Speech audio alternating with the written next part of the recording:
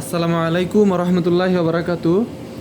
আজকে আমি কিছু ভুল ত্রুটি যেগুলো আমরা ভাষার মধ্যে ব্যবহার করি, যেই ভুল ত্রুটিগুলো ব্যবহার করি ভাষার মধ্যে, সেই বিষয়গুলো নিয়ে আলোচনা করব। এর মধ্যে থেকে কিছু কিছু ভাষা আছে যেগুলো কখনো কখনো কুফর হয়, কখনো শিরক হয়, কখনো বিদাত হয়। তো অনেকগুলো ভাষার মধ্য থেকে আজকে আমি শুধু 8টা ভাষা নিয়ে 8টা কথা নিয়ে শুধু আমি আলোচনা করব ইনশাআল্লাহ তাআলা।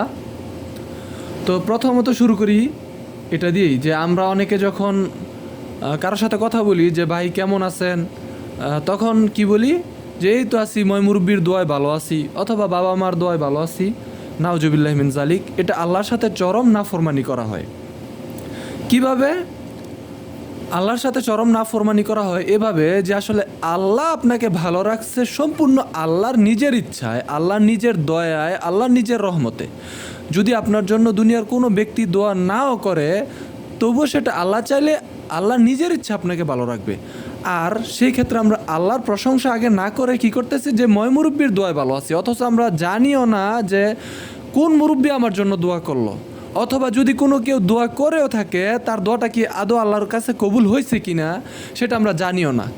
অথচ যিনি আল্লাহ আমাদের নিজ অনুগ্রহে আমাদের সম্পূর্ণ স্বাস্থ্য, সুস্থতা, হায়াত, রিজিক সব কিছু আল্লাহ নিজের দয়ায় করতেছে, সে আল্লাহর দয়াকে উপেক্ষা করে, সে আল্লাহর দয়ার কথা আগে না উল্লেখ করে আমরা কি বলতেছি, মই মুরব্বির দোয়ায় ভালো আছি।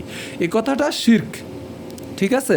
কারো দোয়ায় না, বরং আমরা আল্লাহর দয়ায় ভালো আছি। তবে যদি কেউ দোয়া করে, সেক্ষেত্রে আমার জন্য দুনিয়া আখিরাতের কল্যাণ হতে পারে, সেটা ভিন্ন বিষয়। কিন্তু তাদের দোয়া বা দয়ায় ভালো আছি এমনটা না। ঠিক আছে? দ্বিতীয়ত, অনেক সময় দেখা যায় আমরা যদি কোনো বিপদ আপদে পড়ি আর এই মুহূর্তে কোনো লোক এসে দেখা যায় সাহায্য করে, তখন সাহায্য পাওয়ার পর আমরা বলি আজকে না থাকলে আপনি কী যে হইতো, বা আপনার জন্য এই বিপদ থেকে রক্ষা পাইলাম। এটা শিরক। আপনার তকদিরে যতটুকু ছিল আপনি ঠিক ততটুকুই পাবেন। সে থাকুক, আসুক বা না আসুক, আপনার তকদিরে যতটুকু ছিল ততটুকুই। অথবা আপনার তকদিরে যদি এর থেকে বড় কিছু থাকতো, 10 জন আপনার সামনে উপস্থিত, কেউ আপনাকে রক্ষা করতে পারতো না হাজারো মানুষের বীরের মধ্য থেকে। কখনোই সম্ভব না। আপনার তকদিরে যতটুকু ছিল ততটুকু আপনি পাবেন। বরং যদি আপনি ওই লোকটার কারণে আপনার জন্য কিছুটা সহায়তা, কিছুটা ভালো পজিটিভ কিছু হইল, ওই লোকটাকে আল্লাহ আপনার জন্য পাঠাইছে। হয়তো বা আপনি এর মধ্যে কোনো বড় বিপদে পড়তেন, আল্লাহ ওই লোকটাকে পাঠাইছে আপনাকে বিপদ থেকে উদ্ধার করার জন্য। ঠিক আছে? তো এই ক্ষেত্রে আপনি ওনার জন্য দোয়া করতে পারেন, আপনি ওনার জন্য প্রশংসিত কিছু ভাষা ব্যবহার করতে পারেন, আর আল্লাহর জন্য প্রশংসা করবেন। কিন্তু এটা বলবেন না যে আপনার জন্য বিপদ থেকে মুক্তি পেলাম। কখনো না। বিপদ থেকে মুক্তি করার মালিক একমাত্র আল্লাহ তাআলা। বরং যে ব্যক্তি আসাতে, যে ব্যক্তি এসে আপনাকে উপকার করছে, তার জন্য দোয়া করে দিবেন। তারপর অনেকে আমরা এই ভাষাটা ব্যবহার করে থাকি, যেমন আমার নিজের উপরে আমার নিজের অনেক কনফিডেন্স আছে বা আত্মবিশ্বাস আছে। হ্যাঁ, যেমন আমি খুব ভালো একজন মেধাবী ছাত্র। তো আমি পরীক্ষা দেওয়ার আগে ভাবতেছি, বা কেউ যখন আমারে বলো, তখন আমি নিজের উপরে একটা কনফিডেন্সলি বলতেছি যে আমার নিজের উপরে কনফিডেন্স আছে, এবার আমি A+ পাবো। ঠিক আছে? কিন্তু দেখা যাচ্ছে যে পরীক্ষার শেষে ফলাফল কি, এক সাবজেক্টে ফেল।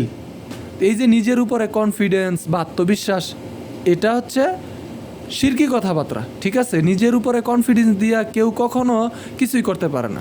হ্যাঁ, আপনি খুব ভালো মেধাবী ছাত্র, কিন্তু সম্পূর্ণ আপনার মেধা আছে, যা আছে থাক, কিন্তু ভরসা রাখতে হবে আল্লাহর উপরে যে হ্যাঁ আল্লাহ, আমি যতটুক চেষ্টা করার করছি, সম্পূর্ণ ভরসা করলাম তোমার উপরে। তুমি চাইলে এবার পরীক্ষায় তো আমি এরকম পাইতে পারি, বা তোমার কাছে আমি আশা করি তুমি আমাকে A+ দাও। ঠিক আছে? বা বিজনেসে আমি অনেক পারদর্শী, এজন্য আমি এটা বলবো না কখনোই যে এই বিষয়ে, এই ব্যবসায় আমি অনেক অভিজ্ঞ, এটা যদি আমি করি আমি লাভবান হতে পারবোই, বা এই বিষয়ে আমার অনেক আত্মবিশ্বাস আছে, এই বিষয়ে, এই ব্যবসার উপরে, বা আমার নিজের উপরে নিজের অনেক কনফিডেন্স আছে। এগুলো শিরকি শব্দ। ঠিক আছে? কখনোই আমরা নিজেরা যা চাই তাই করতে পারবো এমন না, বরং আল্লাহ যা চায় তাই হবে। ঠিক আছে? আমরা কখনোই বলবো না যে নিজের উপরে আমার আত্মবিশ্বাস বা কনফিডেন্স আছে। আচ্ছা, তারপর অনেক আমরা এই ভাষা তো আমরা অ্যাভেলেবেল ছোটোবেলা থেকেই গ্রামে দেখতেছি যে অনেকেই বলে যে আল্লাহর হুকুম ছাড়া গাছের একটা পাতাও নাকি নড়ে না। নাউজুবিল্লাহ মিন জালিক। এটা বলা কুফরি কথা। যদি কেউ এই কথা বলে তাহলে কুফর হয়ে যাবে। কিভাবে? আল্লাহর হুকুমে গাছের একটা পাতাও নড়ে না, তার মানে এই যে আমি এখন আমার হাতরাও আল্লাহর হুকুম ছাড়া নড়তে পারবে না, আমার হাতরা আল্লাহর হুকুম ছাড়া নড়তে পারবে না। তাইলে যেই ব্যক্তি এই কথাটা বলে যে আল্লাহর হুকুম ছাড়া গাছের একটা পাতাও নড়ে না, তার মানে এখন যদি সে যত অন্যায় করতেছে তার হাত দিয়া সম্পূর্ণ আল্লাহর হুকুমে হইতাছে। সে যদি একটা মানুষকে চাকু দিয়ে গাই মেরে দিল, সেটা আল্লাহর হুকুমে হয়েছে। আমি চুরি করলাম, আল্লাহ যদি আমারে শক্তি না দিত তাহলে তো আমি পারতাম না, আল্লাহ যদি হুকুম না করতো তাহলে তো আমি চুরি করতে পারতাম না। এটা কুফরি কথা। কোনো আল্লাহ সম্পূর্ণ দোষ ত্রুটি মুক্ত, বরং আল্লাহর ইচ্ছায় আমরা বলবো যে আল্লাহর ইচ্ছা ছাড়া কিছুই হয় না, ঠিক আছে? তবে কোনো রকমের অন্যায় করার জন্য আল্লাহ আমাদের কি করে না, আল্লাহ আমাদের অনুমতি বা এরকম কিছু দেয় না, বরং আল্লাহ আমাদের স্বাধীনতা দিছি। আল্লাহর ইচ্ছা হয়েছে যে আমার বান্দাদেরকে আমি স্বাধীনতা দিব, আর আল্লাহ আমাদের স্বাধীনতা দিছে। আর ওই স্বাধীনতা অনুযায়ী আমরা কি করতেছি? যা ইচ্ছা তাই করতেছি, দুনিয়ার নাফরমানি করতেছি, দুনিয়ার অন্যায় অবিচার জুলুম কত কিছুই না করতেছি। তো এগুলো কি আল্লাহ আমাদেরকে বলছে করার জন্য? আমাদেরকে হুকুম দিছে না, আমাদেরকে আল্লাহ স্বাধীনতা দিছি।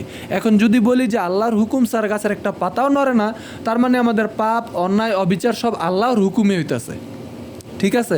যেমন এটা নিয়ে একটা গানও কিন্তু আছে, যেমন ওই যে ছায়াবাজি পুতুল রূপে গড়ায়া মানুষ, যেমনে নাচাও তেমনে নাচি, মানুষের কি দোষ? মানে মানুষ তো একটা ছায়া, মানুষের নিজের কোনো ক্ষমতা নাই।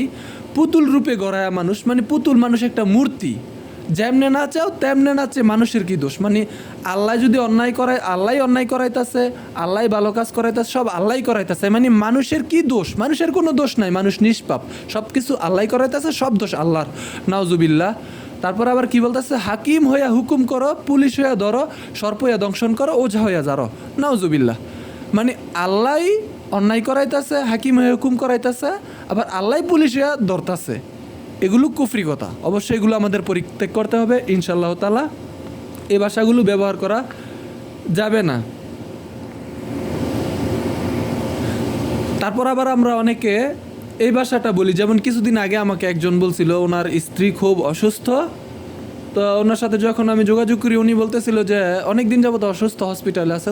উনি আমাকে বললো যে আমার স্ত্রী এখন মৃত্যুর সঙ্গে পাঞ্জা লড়তাছে, নাউজুবিল্লাহি মিন যালিক। আচ্ছা একটু ভাবেন তো, যে মৃত্যুর সঙ্গে কি কখনো পাঞ্জা লড়া যায়?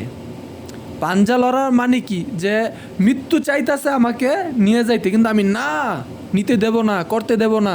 মানে আল্লাহ আমার জন্য মৃত্যু নির্ধারণ করে দিছে, আল্লাহ আমার জন্য তকদির নির্ধারণ করছে এইভাবে, কিন্তু আল্লাহর তকদিরের সাথে আমি এখন লড়াই করতেছি, পাঞ্জা লড়তেছি যে না আমি মরবো না, না এটা হতে দিব না। সুতরাং এই শব্দগুলো কুফরি, মৃত্যুর সঙ্গে কখনোই পাঞ্জা লড়া যায় না। আচ্ছা, তারপর আরেকটা হচ্ছে অনেকে আমরা এটাও বলি যে কাফেরকে কাফের বলা যাবে না, কাফেরকে কাফের বলা যাবে না। তার মানে ফেরাউনকে কাফের বলা যাবে না, আবু জাহেলকে কাফের বলা যাবে না, ডোনাল্ড ট্রাম্পকে কাফের বলা যাবে না। তাহলে কি বলবে? বলবে যে এর আল্লাহর খাঁটি মোমেন বান্দা? কখনো না, কাফেরকে কাফের বলতে হবে। যদি কেউ বলে কাফেরকে কাফের বলা যাবে না, তার ইমান থাকবে না, কুফর হয়ে যাবে। কাফেরকে কাফের বলতে হবে। প্রত্যেকটা অমুসলিম তারা কাফের। যে ইমান আল্লাহর উপর ইমান আনে সে মুমিন মুসলিম, যে আল্লাহর উপর ইমান আনে না এবং কোনো মুসলিম যদি ইমান ভঙ্গ করে সে কাফের। সুতরাং কাফেরকে কাফের বলতে হবে। আচ্ছা, তারপর